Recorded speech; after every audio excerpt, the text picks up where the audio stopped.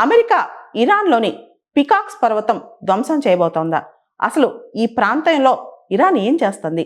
ఎటువంటి యాక్టివిటీస్ చేస్తుంది?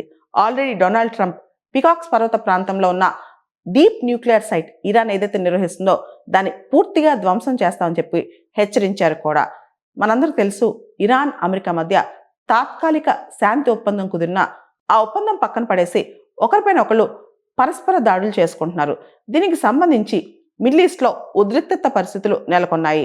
అమెరికా చేసిన దాడుల్లో దెబ్బతిన్న అణు కేంద్రాలను ఇరాన్ దేశం పునర్నిర్మిస్తోందని, వాటిని మళ్ళా రీఫర్బిష్ చేస్తుందని చెప్పి కూడా కథనాలు వస్తున్నాయి అన్నమాట. ఈ టైంలో పికాక్స్ పర్వతం వార్తల్లో ఉంది. ఇరాన్లోని కుహే కొలాంగ్ గాజ్లా పర్వతాన్ని స్థానికంగా పికాక్స్ పర్వతం అని పిలుస్తారనమాట. ఈ పికాక్స్ పర్వతం అనేది జాగ్రాస్ పర్వత శ్రేణిలో ఉంటుందన్నమాట.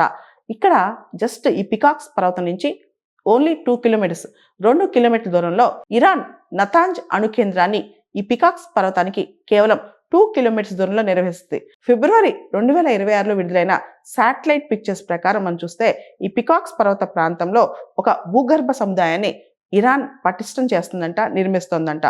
అందులో 330కి పైగా అడుగుల లోతులో యురేనియం నిల్వలు కూడా ఉన్నాయంట. ప్రస్తుతం ఈ పికాక్స్ పర్వతాల కింద అణు శిథిలాలను, యురేనియం నిల్వలు మాత్రమే ఉంచారని, భవిష్యత్తులో అణు కర్మాగారాన్ని ఇరాన్ ఇక్కడ నిర్మించబోతుందని చెప్పి కూడా వార్తలు వస్తున్నాయి అన్నమాట. కాబట్టి ఈ పికాక్స్ పర్వతం మీద అమెరికా దృష్టి పెట్టింది. ఆ ప్రాంతంలో ఏదైతే ఈ భూగర్భ సముదాయం ఉందో, యురేనియం నిల్వలు దాచిపెడుతున్నారో దాన్ని ధ్వంసం చేయాలని చెప్పి అమెరికా ప్రణాళిక వేస్తోంది. మనందరూ తెలిసి అమెరికా B-2 బాంబర్స్ వాడి ఇరాన్ యొక్క న్యూక్లియర్ ప్లాంట్స్ పైన అటాక్స్ కూడా చేసింది. అయినా కానీ అమెరికాకి సరిపోవట్లేదు. 2 సంవత్సరాల క్రితమే I2U10 అమెరికా ఒకటి స్టార్ట్ చేసింది. ఇండియా, ఇజ్రాయెల్, UAE, USA ఇది కూడా ఇరాన్ చెక్ పెట్టడానికే. ఇరాన్ యొక్క కన్జర్వేటివ్ నేచర్ కావచ్చు, ఇరాన్ యొక్క ప్రవర్తన కావచ్చు, ఇరాన్ ఇజ్రాయెల్ శత్రుత్వం కావచ్చు, అమెరికాకి నచ్చట్లేదనమాట.